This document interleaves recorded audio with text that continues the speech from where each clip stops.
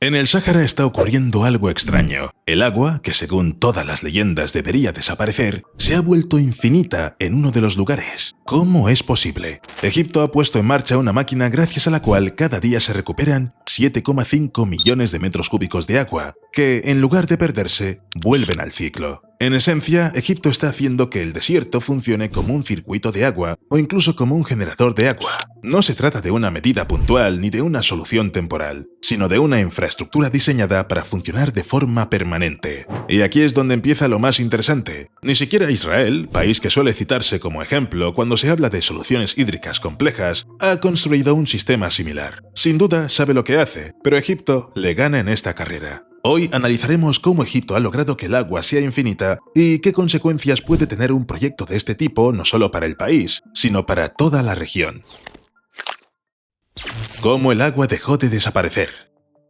A menudo se recuerda a Egipto como un país con una eterna escasez de agua. Casi todo su territorio es desierto y su principal recurso es el Nilo, que objetivamente no es suficiente para todo y para todos. Y en lugar de buscar nueva agua, el país decidió hacer otra cosa: evitar que el agua desapareciera. Realizar una hazaña de ingeniería y construir un ciclo casi cerrado en el que el recurso más importante no se perdiera después de su primer uso. Así surgió el proyecto Nueva Delta, un complejo gigantesco que no solo impresiona por su magnitud, sino que ha batido oficialmente varios récords mundiales registrados en el libro Guinness. La estación se construyó cerca de la ciudad de El Hammam, a unos 70 kilómetros de Alejandría, y no es una ubicación casual. Inicialmente, el proyecto se ubicó donde más se necesitaba, junto al megaproyecto homónimo de reverdecimiento del desierto, también llamado Nueva Delta. La construcción comenzó en 2021 y se llevó a cabo a toda velocidad. La superficie del complejo es de 320.000 metros cuadrados, un tamaño comparable al de una pequeña ciudad, y todo el complejo se construyó en solo 24 meses. Este dato refleja claramente la importancia que tiene este proyecto para el país. A medida que crecían las paredes, las piscinas y los módulos de filtración, se fue formando un complejo más parecido a un laberinto industrial, trazado según una geometría estricta. El sentido de toda esta construcción es muy sencillo: recibir agua sucia y devolverla limpia. Y aquí surge una pregunta lógica: ¿de dónde se obtiene tal volumen de agua sucia? La respuesta es la misma: Nueva Delta, donde cada mes aparecen nuevos campos agrícolas que requieren riego constante. En términos más sencillos, todo lo que se escurre de estos campos no se pierde, sino que se devuelve al sistema. Técnicamente funciona así. La estación se alimenta de una red de canales y tuberías de más de 114 kilómetros de longitud, y si se cuentan las líneas de distribución, se obtiene una longitud de entre 120 y 174 kilómetros. Por esta red desértica llega el agua de los campos, sistemas de riego y drenajes, con sales, fertilizantes, materia orgánica y todo lo que queda después del uso agrícola. Como resultado, el complejo recibe diariamente hasta 7,5 millones de metros cúbicos de aguas residuales. Si lo traducimos a segundos, son 86,8 metros cúbicos por segundo, un caudal comparable al de un río de tamaño medio. A continuación, comienza un proceso de depuración en varias etapas. La productividad del complejo es tan alta que el libro Guinness de los récords lo ha reconocido como el más grande del mundo en cuanto a procesamiento y velocidad de tratamiento de sedimentos: 670 kilogramos por segundo. Suena impresionante. El volumen de agua depurada al día coincide casi con el flujo entrante, los mismos 7,5 millones de metros cúbicos. Hay pérdidas, principalmente por evaporación, pero son mínimas. Casi toda el agua vuelve de nuevo a la Nueva Delta. A través de los canales que atraviesan el desierto, parte del agua se mueve por gravedad y parte se eleva con bombas. Al final, llega a enormes tierras de cultivo situadas en lugares donde, según la lógica natural, no debería haber agua suficiente para nada. Así, en el desierto existen, de forma sostenible, extensiones verdes donde se cultiva de todo, desde trigo hasta dátiles. Es más, Egipto planea seguir arrebatándole tierra al desierto. En los planes básicos se contemplan casi 500.000 hectáreas, y en los planes a largo plazo se barajan cifras de hasta 800.000 hectáreas. Pero no solo se beneficia la agricultura. El mar Mediterráneo recibe menos aguas residuales contaminadas, los agricultores obtienen una fuente estable de agua, la economía tiene la oportunidad de reducir las importaciones de alimentos y el país gana puestos de trabajo y previsibilidad en condiciones de sequía. Sí, hay pérdidas en el sistema. Las altas temperaturas provocan evaporación, pero en esencia se trata de una infraestructura que casi no requiere agua nueva. Es la planta depuradora más grande y productiva del planeta. Y la historia no termina ahí, porque en Israel existe otro tipo de sistema, de menor escala, pero diseñado de tal manera que, en una serie de parámetros, supera el gigante egipcio. La maravilla de Oriente Medio. Israel es un país donde la gestión del agua se ha convertido desde hace tiempo en una cuestión de supervivencia. El principal ejemplo es la aglomeración de Gush Dan, el mayor núcleo urbano del país, con centro en Tel Aviv. Ya en el siglo pasado, aquí se empezaron a plantear una pregunta sencilla, pero peligrosa. ¿Qué pasaría si las aguas residuales de la megalópolis no se vertieran en cualquier lugar, sino que se reutilizaran? El país ya sufre una escasez de recursos y la ciudad produce cada día enormes cantidades de agua que simplemente desaparecen. La respuesta llegó en la década de 1970. En la zona del Tel Aviv se puso en marcha la estación de Shafdan. Desde ese momento, es aquí donde converge la segunda vida de una aglomeración de varios millones de habitantes, cuando se convierte en aguas residuales y requiere tratamiento. La estación se modernizó en varias ocasiones, en los años 80, 90 y 2000. Hoy en día, su superficie ocupa alrededor de 1 kilómetro cuadrado y es uno de los complejos de depuración más grandes de la región. Las aguas residuales llegan aquí a través de un sistema de colectores principales de unos 55 kilómetros de longitud, respaldados por potentes estaciones de bombeo. Cada día, Shafdan recibe entre 300.000 y 470.000 metros cúbicos de agua, urbana, industrial y estacional. En este flujo hay de todo: materia orgánica, suspensiones, contaminantes domésticos. El complejo se encarga de estos volúmenes gracias a su alta capacidad de flujo y da servicio a casi todo el Gran Tel Aviv.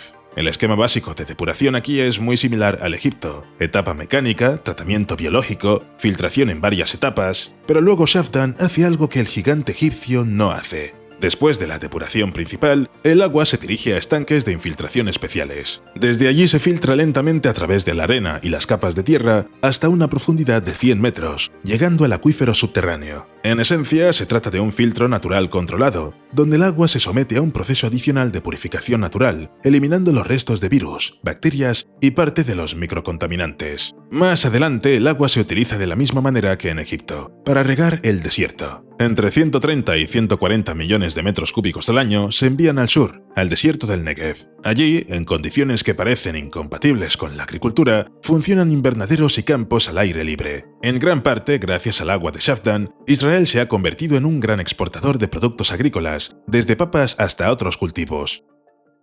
La estación tiene una segunda función clave: el mantenimiento de los acuíferos subterráneos. En Israel llueve poco y el consumo de agua es elevado. Sin recarga, los niveles bajan rápidamente y el agua de los pozos comienza a salinizar. La inyección de agua purificada en las capas subterráneas ayuda a mantener su nivel, a preservar la calidad de los recursos y a reducir la dependencia del clima. Pero espera, ¿qué pasa con los residuos en la planta? Bueno, en este sentido, Shafdan fue bastante problemática desde el principio. Entre 2003 y 2007, la estación fue multada por vertidos accidentales de masa sin depurar al mar. En uno de los casos se vertieron alrededor de 3 millones de metros cúbicos de contaminantes en las aguas costeras. A esto le siguieron modernizaciones, nuevas capacidades y tecnologías. Hoy en día, Shafdan es también una planta de procesamiento de lodos en toda regla. Se procesan hasta 280 toneladas de lodos al día en instalaciones anaeróbicas. El resultado es biogás y fertilizantes. Muy conveniente. El biogás se envía a instalaciones donde se generan alrededor de 10 megavatios de electricidad. Esto es suficiente para cubrir hasta el 90% del consumo energético de algunas etapas del proceso de depuración. Los fertilizantes se envían al Negev.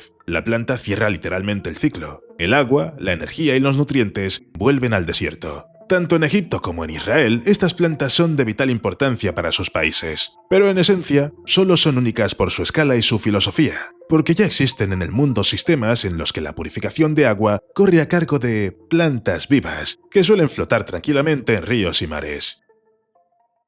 Invitados inesperados. En Queensland, Australia, se encuentra la planta de tratamiento de aguas Eyre Brandon, que da servicio a dos pequeñas ciudades, Eyre y Brandon. Aquí converge todo lo que los habitantes locales vierten al alcantarillado. En cuanto a su tamaño, la planta es modesta. Procesa 3,5 millones de litros al día y cuenta con una plantilla de unas 14.000 personas. Nada fuera de lo común, hasta que el proceso de depuración llega a una etapa inesperada. Aquí entran en juego las algas. Las macroalgas, plantas marinas de gran tamaño, hacen precisamente lo que normalmente se considera un problema. Crecen directamente en el agua. Utilizan la luz solar y absorben activamente nitrógeno y fósforo. Son precisamente estos elementos los que, en condiciones normales, provocan catástrofes ecológicas: floración del agua, disminución del oxígeno y muerte de la vida submarina. Con las microalgas ocurre lo mismo. Se alimentan de las mismas sustancias, crecen rápidamente y en los ríos o mares esto tiene malas consecuencias. Pero aquí el proceso se lleva a cabo bajo control. En la estación, las algas hacen lo mismo que en la naturaleza, pero sin consecuencias. Junto a las etapas tradicionales de purificación, se construyó un sistema de bioremediación con macroalgas. El proyecto se llevó a cabo en colaboración con Regen Aqua y consiste en una cadena de largos estanques solares por los que fluye el agua después del tratamiento primario. En estos estanques crecen algas que absorben el nitrógeno y el fósforo residuales. La superficie del sistema es de aproximadamente 4,5 hectáreas y su costo es de entre 8,3 y 8,8 millones de dólares australianos. A modo de comparación, la depuración clásica sin algas habría sido considerablemente más cara. Todo funciona de forma muy sencilla. El agua se mueve por los canales, la luz del sol incide desde arriba y las algas absorben los nutrientes paso a paso. Sin productos químicos, sin reactivos, solo biología. Las investigaciones muestran que este sistema reduce las concentraciones por debajo de los valores establecidos por las normas internacionales. Alcanzar estos indicadores con métodos estándar es difícil y caro. Después de pasar por las algas, el agua pasa por una etapa final, por ejemplo, la desinfección con rayos ultravioleta, y luego se envía a los ríos o se reutiliza. Se utiliza para riego, tareas de infraestructura y cualquier necesidad que requiera agua estable y segura. Pero lo más interesante es que prácticamente no hay residuos. La biomasa de las macroalgas se recolecta y se transforma en fertilizantes y bioestimulantes. Los agricultores señalan que estos aditivos mejoran el suelo más rápidamente que sus equivalentes sintéticos. Las algas purifican el agua, proporcionan un producto valioso y al mismo tiempo reducen la carga sobre el ecosistema. Lo más interesante es que este sistema es único en el mundo. Por ahora, solo Australia utiliza este enfoque en su infraestructura real, pero ya está demostrando algo muy sencillo. Las innovaciones más eficaces a veces no son las más complejas, sino aquellas que simplemente copian lo que la naturaleza sabe hacer desde hace mucho tiempo. Y por cierto, la naturaleza tiene muchas más opciones. No te fíes de lo que ven tus ojos.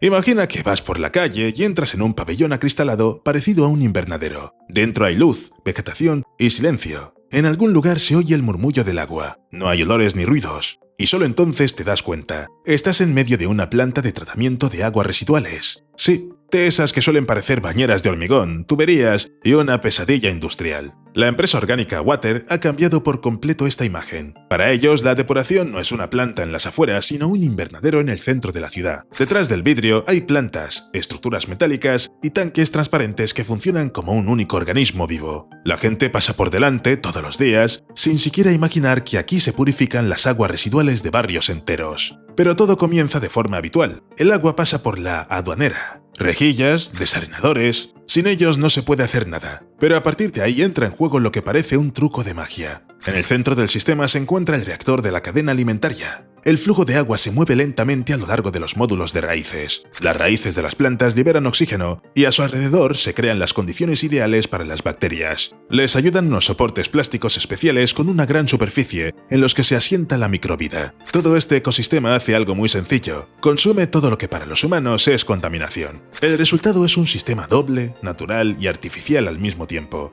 Es resistente a las variaciones de carga, consume menos energía y genera notablemente menos sedimentos que las estaciones clásicas. Y esto ya no es un experimento. En Verulam, Sudáfrica, hay una estación oculta en un pabellón de cristal que da servicio al equivalente de 21.000 hogares. Está tan perfectamente integrada en el entorno residencial que parece un jardín de invierno. El proyecto incluso recibió el premio IMESA por su contribución a la ecología y la calidad de vida urbana. En el Parque Industrial MM2100 de Indonesia, la situación es diferente. La antigua estación apenas podía hacer frente al volumen de trabajo. Tras la modernización, la instalación ha duplicado su potencia y se ha vuelto más compacta. Desaparecieron los olores y se redujeron los gastos de energía y de explotación, aunque la estación atiende a una carga propia de una gran ciudad con industria. Por su parte, Laguna Technopark, en Filipinas, es un ejemplo de estación que se ha convertido literalmente en algo intermedio entre un barrio residencial y una zona industrial. Trata aproximadamente 6.500 metros cúbicos al día. Los locales señalan que el atractivo exterior de la estructura ha jugado un papel importante. No afea la zona, sino todo lo contrario, la embellece. En total, la empresa orgánica Water ha implementado más de 120 proyectos en 18 países hasta 2018 y solo en un año ha puesto en marcha 9 estaciones con una capacidad total de 130.000 metros cúbicos al día, que dan servicio a unas 800.000 personas. Los sistemas funcionan en las condiciones climáticas más diversas, desde Sudáfrica hasta Canadá y desde Filipinas hasta los Emiratos Árabes Unidos. Sus ventajas no se limitan a la estética. Son un 50-60% más compactas que las plantas tradicionales, reducen el consumo de energía, disminuyen la formación de sedimentos y hacen que la depuración sea estable y predecible, incluso con fuertes fluctuaciones de carga. Además, las plantas pueden construirse directamente en la ciudad o cerca de parques industriales, sin perturbar el confort de los residentes ni el medio ambiente. Esto convierte a Organica Water en uno de los fabricantes de soluciones más interesantes y modernas en el campo del tratamiento de aguas. Sin embargo, hay que decir que implementar una estación de este tipo todavía no es tan fácil. No obstante, la naturaleza tiene otra alianza con los seres humanos que permite organizar el tratamiento de forma mucho más sencilla. Hemos aprendido a crear pantanos artificiales. Imagina un pequeño estanque y justo en medio una diminuta isla que no está unida al suelo. Se sostiene sobre una planta ligera y en ella crecen arbustos, hierbas y a veces incluso mini juncos. Las raíces cuelgan en el agua como largas pestañas submarinas y es precisamente en ellas donde se asienta todo un ejército de microbios. Estos pequeños seres procesan silenciosamente el nitrógeno, el fósforo y la materia orgánica, todo lo que hace que el agua esté turbia y cansada. Lo bueno es que para instalar una de estas estructuras no es necesario excavar el terreno ni construir cuencas de concreto. Ni siquiera hace falta organizar un jardín botánico. Simplemente se colocan en lagos, estanques, lagunas o canales urbanos. La plataforma se adapta al nivel del agua y desde arriba la isla tiene un aspecto tan natural que los transeúntes la perciben como parte del paisaje. Con el tiempo, estas estructuras se convierten en el hogar de insectos, aves y a veces incluso ranas, lo que da lugar a un piso natural adicional que da vida al estanque y añade biodiversidad. En Australia, estas plataformas flotantes se instalaron en estanques urbanos, donde redujeron notablemente la concentración de nitrógeno y fósforo, sin ocupar terreno adicional ni requerir una infraestructura compleja. En Canadá, las investigaciones han demostrado que estas islas pueden acumular nutrientes varias veces más eficazmente que la vegetación costera. Cabe señalar que, cuando el pantano captura la materia orgánica,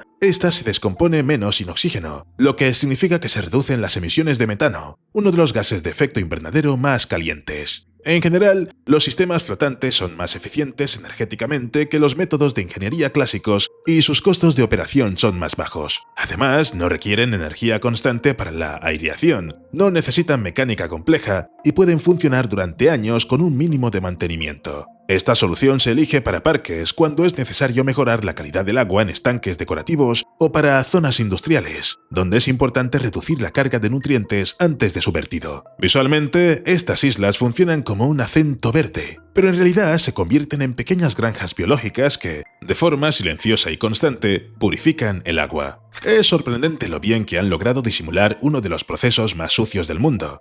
Y eso no es todo, porque en algunos lugares las plantas de tratamiento ya se están convirtiendo deliberadamente en obras de arte.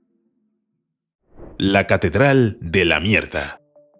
En la ciudad irlandesa de Arklow, durante muchos años existió un problema casi absurdo para Europa. Las aguas residuales sin tratar fluían directamente al río Avoca y desde allí al mar de Irlanda. Durante décadas, la ciudad no cumplió con las normas medioambientales de la Unión Europea, y la falta de un sistema de tratamiento adecuado frenó la creación de nuevas empresas y viviendas. La situación cambió con la puesta en marcha de la planta de tratamiento de aguas residuales de Arklow, un proyecto de unos 139 millones de euros que se completó en 2024 a 2025. El resultado fue incluso algo más. La planta se convirtió en una obra de arte, conocida en todo el mundo. El concepto arquitectónico se basa en la idea del camuflaje costero. Las fachadas de los edificios están pintadas en tonos verde mar y turquesa, que recuerdan a los barcos, las algas y el color del agua. Las fachadas están revestidas con paneles verticales en forma de paletas que crean un ritmo visual centelleante. Dejan pasar el aire, amortiguan los olores y forman microambientes para las aves urbanas y los insectos nocturnos. El resultado es una especie de filtro arquitectónico. La estructura funciona como un sistema de ingeniería, pero parece parte de la costa. Las formas volumétricas recuerdan a los cascos de los barcos, y no se trata de un recurso decorativo, sino que esta configuración ha sido posible gracias a la disposición vertical de los módulos tecnológicos. La estación ocupa menos de un tercio de la superficie que requeriría una estación depuradora tradicional con una capacidad similar,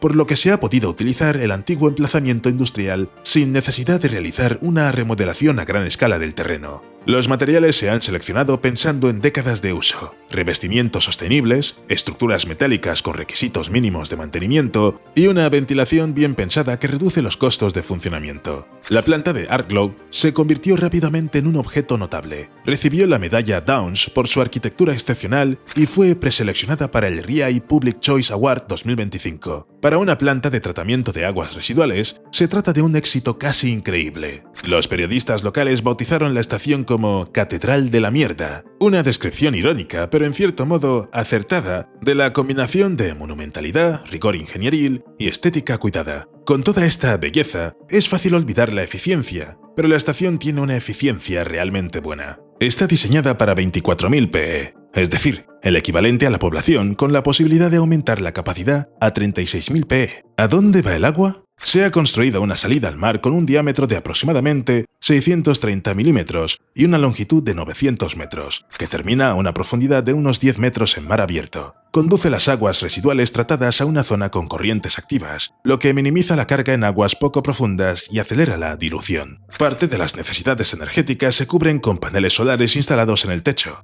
En días despejados, proporcionan una parte significativa de la energía necesaria para los módulos tecnológicos y la ventilación. Gracias a ello, la estación funciona de forma más económica que otros similares de su clase y no requiere ampliar su superficie a medida que aumenta la carga. En general, la obra de arte resultó ser también económica. ¿Se podrían instalar objetos similares en todas las ciudades? Son bonitos y cumplen perfectamente su función. Bueno, tal vez, pero la mayoría de las veces la gente opta por otra vía. Intentan simplemente ocultar la estación lo mejor posible. Beneficios ocultos. Oceanside, San Francisco. Construir aquí una planta de tratamiento de aguas convencional significaría ocupar el ya de por sí limitado territorio costero, además de realizar enormes inversiones para minimizar el impacto en los parques vecinos y en Ocean Beach. A menudo esto no es posible, lo que acaba dando lugar a demandas judiciales. En resumen, construir una instalación convencional aquí sale muy caro, por lo que se decidió ocultarla, y casi lo lograron. Desde las alturas se ven unos edificios extraños, que no se parecen a nada de lo que hay en la playa. A simple vista también se ve que el terreno está ocupado por algo, pero ¿qué es? No se ven estanques ni otros elementos de depuración. Todo está escondido bajo tierra, y en cifras se afirma que el 70% de las instalaciones de la estación están cuidadosamente ocultas bajo la superficie. Esta ubicación permite que la estación prácticamente desaparezca del entorno urbano, reduciendo la contaminación visual, el ruido y los olores. Y al mismo tiempo, la estación cumple perfectamente con su función principal. En tiempo seco, la capacidad de flujo es de aproximadamente 65 millones de litros al día. Y en periodos lluviosos, cuando el agua de lluvia entra en el sistema, esta cifra aumenta hasta los 246 millones de litros. Para una ciudad con alcantarillado combinado, este es un depósito clave para la fiabilidad, ya que la estación tiene que recibir tanto las aguas residuales domésticas como el flujo de agua de lluvia. Tecnológicamente, la estación de Oceanside se basa en un proceso biológico secundario. Los tanques aeróbicos, los sedimentadores secundarios y la filtración eliminan la materia orgánica y las partículas en suspensión, tras lo cual el agua depurada se envía por una tubería de descarga al Océano Pacífico. Además, la planta cuenta con depósitos para el almacenamiento temporal del exceso de aguas residuales en caso de precipitaciones extremas, lo que reduce el riesgo de desbordamiento de los sistemas y protege los ecosistemas costeros de los vertidos accidentales. Ahora nos trasladamos a China, al suroeste de Pekín. Aquí se encuentra un tranquilo parque por el que, al pasear, parece que te has adentrado en un oasis verde en medio de la megalópolis. Los senderos rodean suavemente los estanques, las aves se esconden entre los juncos y cerca alguien hace gimnasia matutina. La gente pasea, se sienta en los bancos y fotografía a los parterres en flor. Y casi nadie sospecha que bajo toda esta belleza funciona una compleja maquinaria de ingeniería, comparable a una pequeña ciudad subterránea. Justo debajo de tus pies se esconde la estación de Huafai. Se trata de uno de los complejos de regeneración de aguas residuales más grandes de Asia. Formalmente, ante tus ojos se extiende un parque normal y corriente, pero 3 niveles bajo tierra están ocupados por depósitos, tuberías y módulos de depuración. La estación puede procesar hasta 200 millones de metros cúbicos de aguas residuales al año. Este volumen ha permitido a Pekín reducir significativamente la carga hídrica sobre los recursos naturales y devolver el agua depurada al sistema urbano. La construcción se completó en 2016 a 2017 cauce. Y como ya habrás comprendido, los ingenieros colocaron todo bajo tierra para ahorrar espacio y librar a los barrios residenciales del ruido. La depuración en sí se lleva a cabo mediante un proceso de varias etapas. Primero el agua pasa por filtros mecánicos y luego llega a los bioreactores, donde los microorganismos descomponen los contaminantes. La etapa final es el tratamiento con rayos ultravioleta, tras el cual el agua es apta para su reutilización. Parte del caudal se envía al río Xiaolong. Gracias a ello, han vuelto a aparecer plantas y peces en el cauce. Y otra parte se reutiliza en los alrededores de Pekín o en las industrias de la ciudad. El resultado es un nuevo ciclo prácticamente sin pérdidas. El complejo no se limita a la depuración. En él se han implementado tecnologías de tratamiento de sedimentos. La hidrólisis térmica aumenta la producción de biogás y la energía obtenida reduce la carga sobre la red urbana. En definitiva, el parque situado sobre la estación no solo embellece la zona, oculta una infraestructura que estabiliza el equilibrio hídrico de la megalópolis, convierte las aguas residuales en un recurso útil y ayuda a la voraz capital china a mantener la estabilidad de la red eléctrica.